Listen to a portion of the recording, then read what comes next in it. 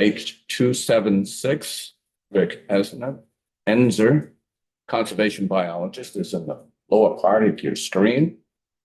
Good afternoon and welcome, Rick. Thank you. Let's see, I should have a PowerPoint there. Rick, can you please introduce yourself to the committee? Yeah, I was just waiting. I have a PowerPoint there to have brought up, but Rick Enzer. Yep. Rick, you'll need to share your screen.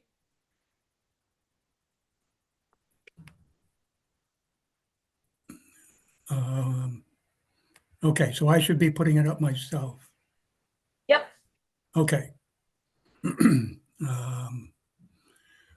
Then hold on just a second here.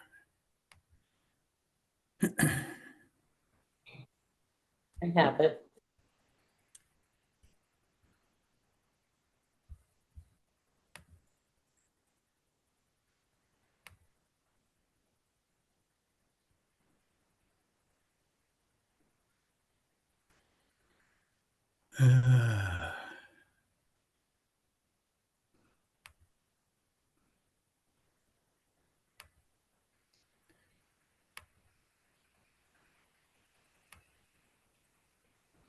Go to documents. It's under his name. It is Yeah. name. You have it. I'm getting there.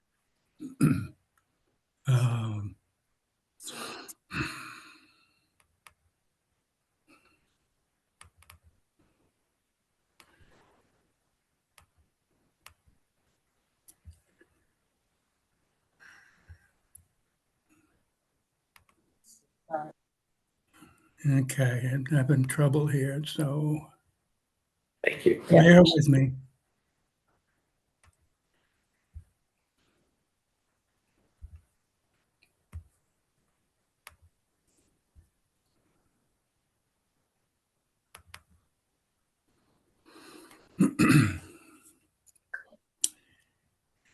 Yeah, I got so many files here. I'm sorry about this.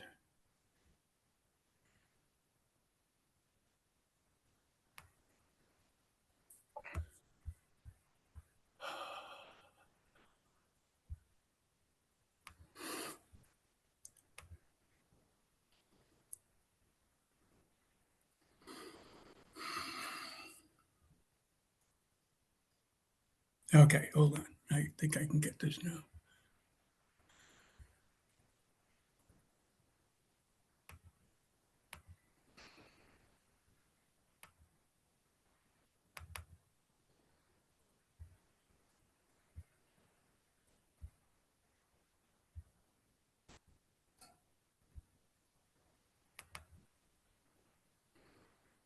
Voila. Whoops.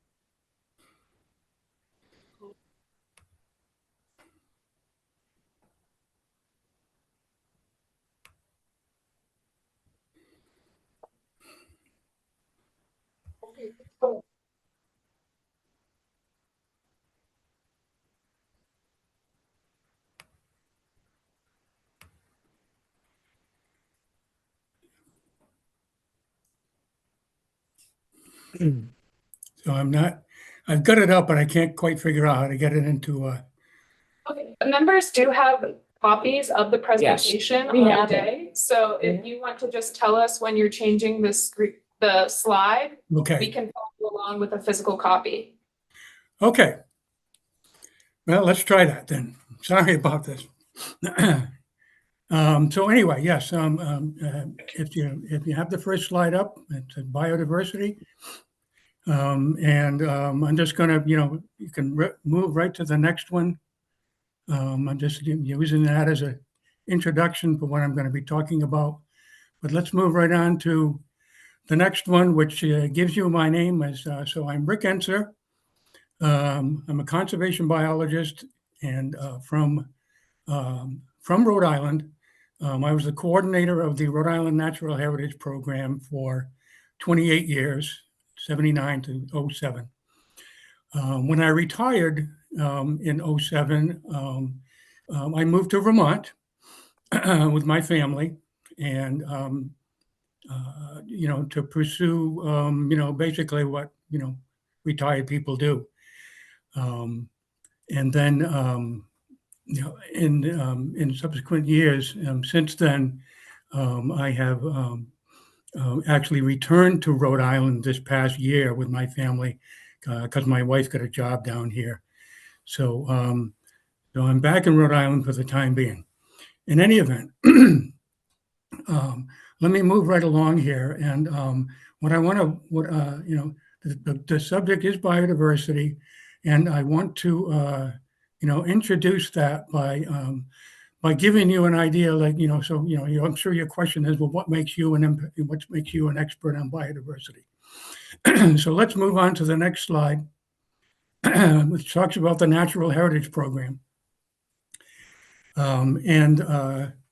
This is an important turning point in the conservation of biodiversity.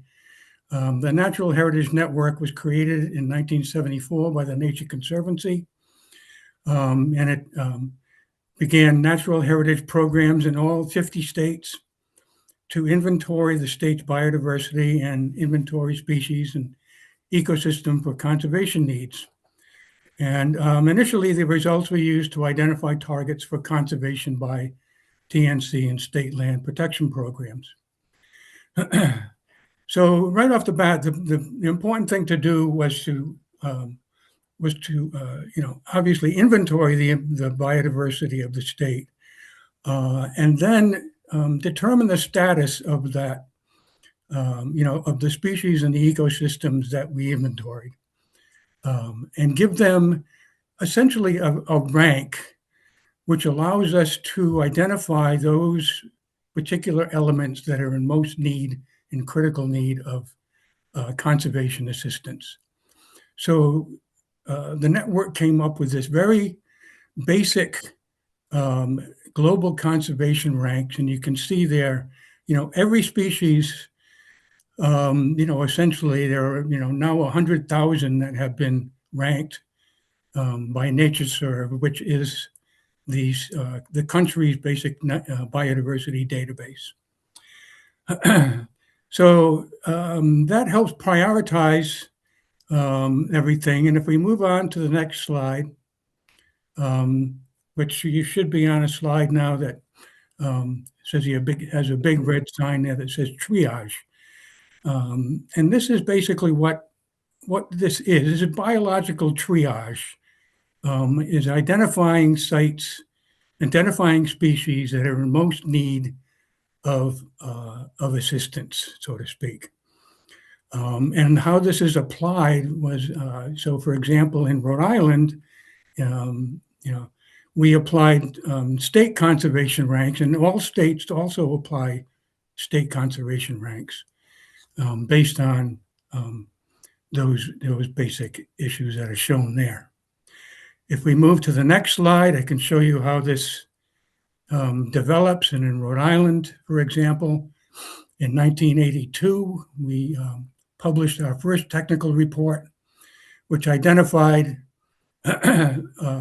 269 plants that were in need of conservation assistance based on those ranks that are shown there. And then in 2017, based on the work that was done in the interim years, you can see how that number has grown, 414. 31% of the state's flora is now considered to be species that are of critical conservation concern. Most interesting about this figure here is that the state historic figure, which shows 84 plants that are now historic in the state that have been extirpated from the state, which is which is concerning for people who are concerned in biodiversity preservation, like I am. So basically this history that I have with conservation, biodiversity conservation, in Rhode Island has given me a lot of experience in how this work should be done, how we should identify species, how we should identify places to be protected, et cetera. I'm gonna move along because this is I did just want to use this as a this doesn't really need to be talked about right here. I'm gonna move right along to Act 59. And just to reiterate the vision of Act 59, which is maintaining an ecologically functional landscape. And I identified the things that talked about it as an ecologically functional landscape here, with biodiversity, landscape connectivity, watershed health, and promoting climate resilience. It's really the things that it's sort of like what biodiversity does. Biodiversity are the species and the ecosystems and the processes that promote climate resilience, that support watershed health, that support ecosystem health, et cetera, et cetera. The items in the green, just to be honest here, working farms and forests, opportunities for recreation, historic settlement, and things like et cetera, or whatever. They are a part of a functional landscape, but in an ecological sense. And this is where we're going to get down to the weeds a little bit. In an ecological functional sense, in which biodiversity is one of the primary objectives. Then it's difficult to rationalize some of these other things of the working landscapes and whatever. And so it's a matter of trying to be careful about how we designate these things. And I will repeat over and over again. And I should if I was on the screen with you, I would have a big sign across my forehead that would say biodiversity, just to keep everybody on the idea that, I am coming from this specifically as a biodiversity conservationist.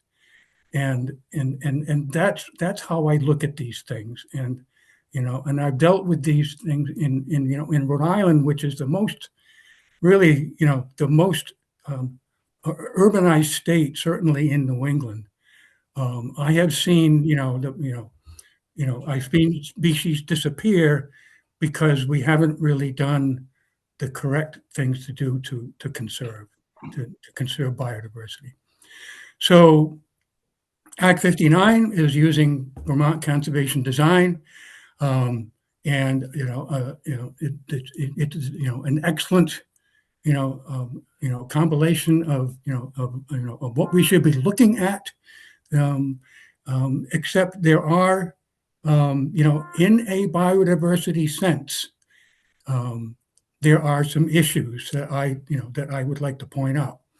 In that, in fact, VCD is not a biodiversity conservation plan.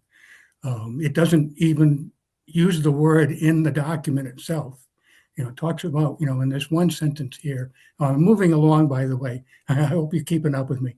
I've gone by, I had the two covers of VCD pulled up, and now I've pulled to the table of contents the next slide is the table of contents to the natural community section. And talking about ecological functional landscape, that it's fundamental for conserving biological diversity, but then says that people have been and will continue to be part of this ecological functional landscape. And that's true, but we also need to remember that it's been humans that are responsible for the landscape that we have today, and which is far removed from the landscape that we had before we were on the landscape. And that there are, biodiversity protection requires, the protection of natural systems and native natural species, functioning natural ecosystems. And BCD does include these other categories, which I call anthropogenic communities. Basically, they're human-created communities that are, that we can look at just really quickly in the next slide, which is titled Natural Succession. And as we all know, it doesn't take too much to understand that, when land is cleared, it will eventually revert back, without continual management, going through stages of grassland stage, shrubland stage, young forest stage, and into a mature forest stage. So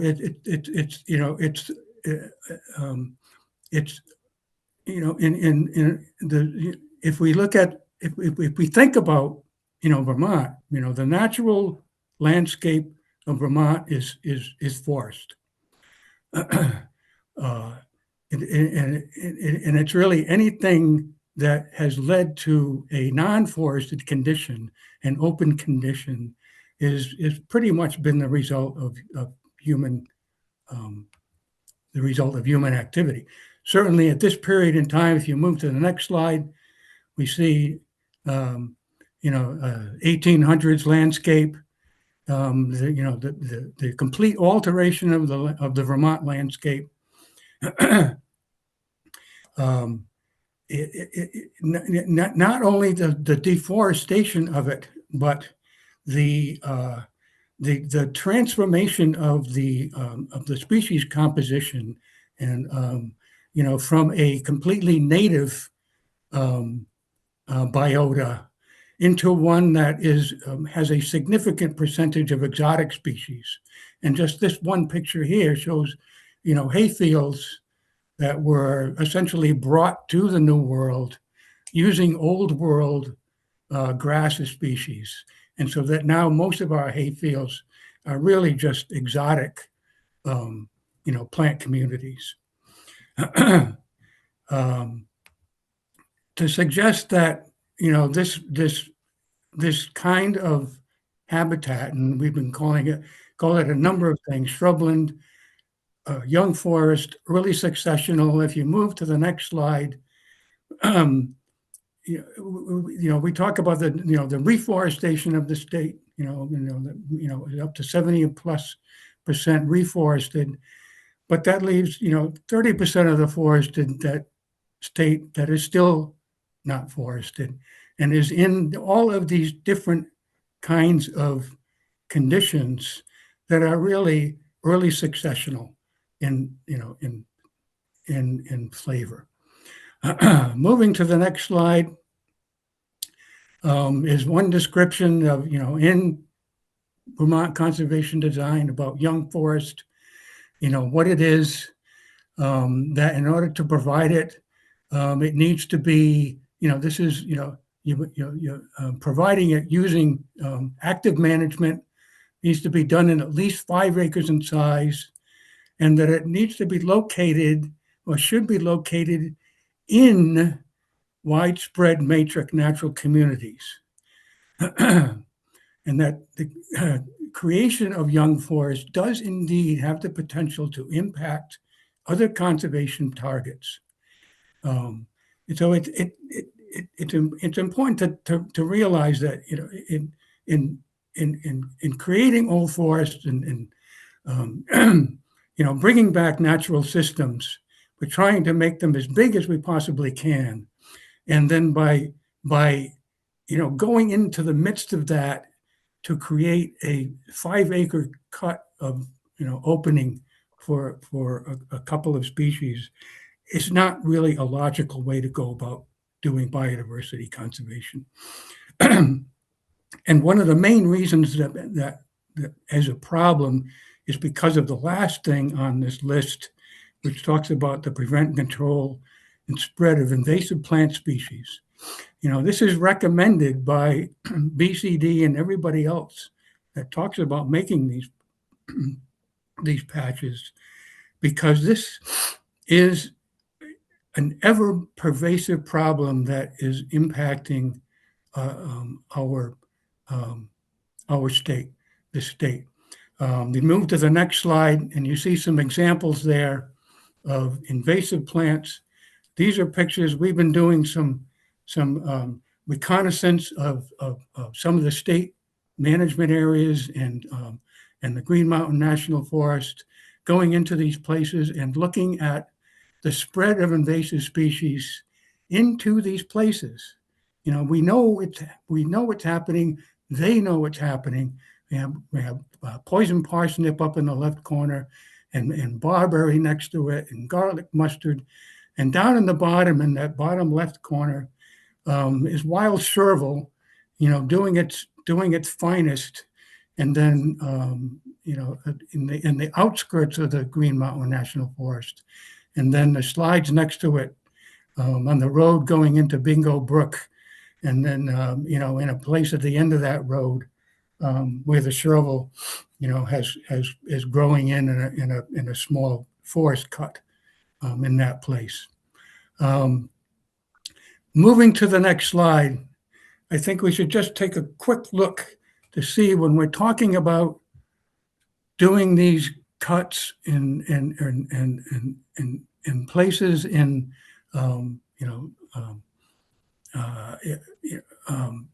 in wildlife management areas, and the types of things that, you know, that we want to do.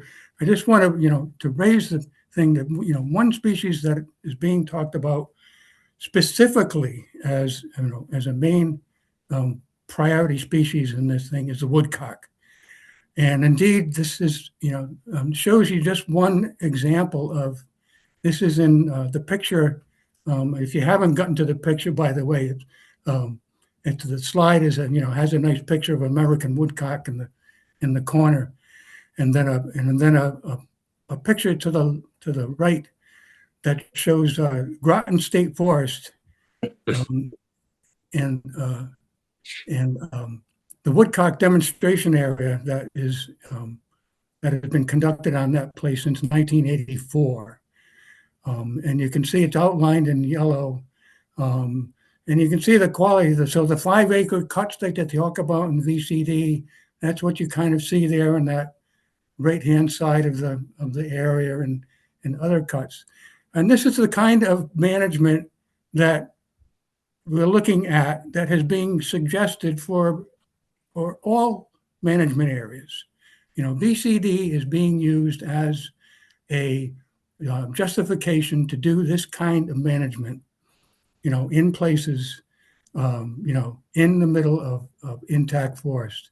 And just so you know, that you know, just in the very top of the picture here, that little sort of, you know, light colored area up there, that's Peacham Bog, which is one of the state's, you know, premier natural areas.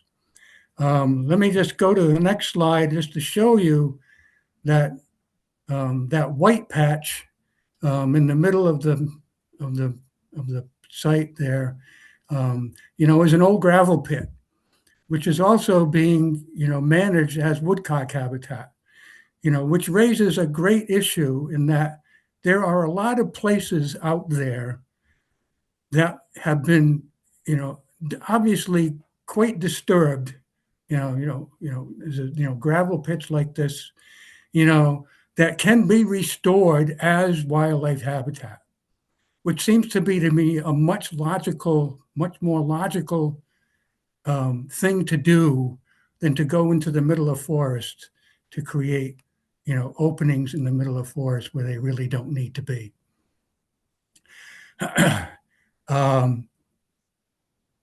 Why are wildlands important? Moving on to the next slide. Why are wildlands important for biodiversity? So we get to the ecological reserve areas situation. And I'm going to go through this quick because I know I'm running out of time. So if you move on to the next one, what I'm talking here is about talking about biodiversity conservation areas, the ecological reserve areas. Move on to the next one, and we talk about natural resource management areas.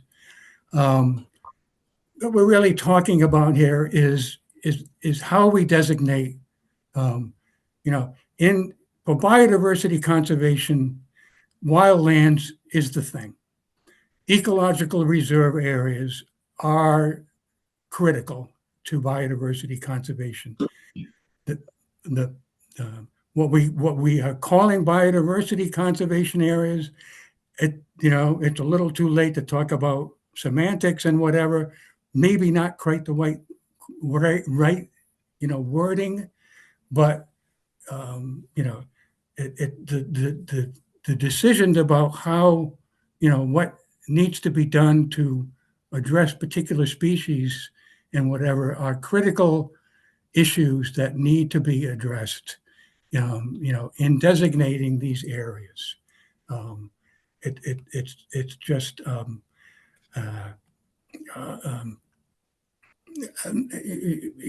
based on a management that has been conducted. But essentially what we are seeing in places like Groton and whatever is management that has been conducted, wildlife management, game management that has been conducted for decades. And when it was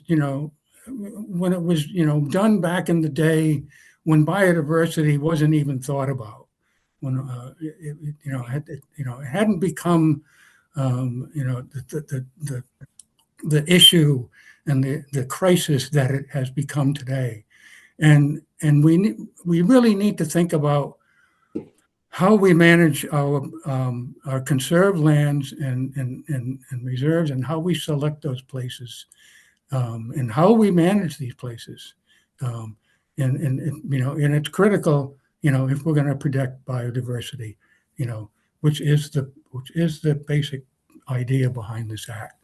So I'm going to stop there. If there are any questions, I'll be glad to ask them. But I think that's kind of my major point. And so there we are. Is there any questions for Mr. Enzer? Seeing none, thank you very much. Thank you. Okay. Yep, thank you. Can you take us off?